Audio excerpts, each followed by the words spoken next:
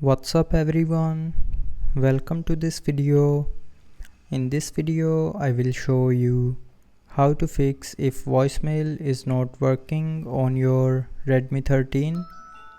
So to fix this issue, first of all open settings.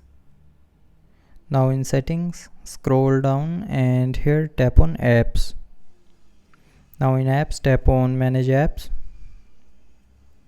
and then go to the search bar and search for phone app. Now tap on the phone app which you are using and then go to its storage. Now clear the cache memory of the phone app. So to clear this cache memory, tap on clear data and then select clear cache and then tap on OK to confirm.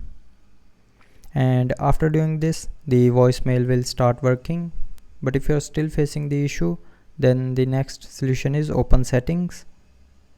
Tap on more connectivity options and then tap on reset Wi-Fi, mobile network and Bluetooth.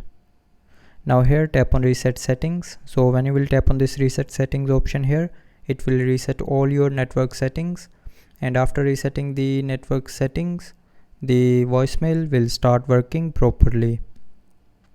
So that's how you can fix if voicemail is not working on your Redmi 13. So I hope you liked the video. Thanks for watching.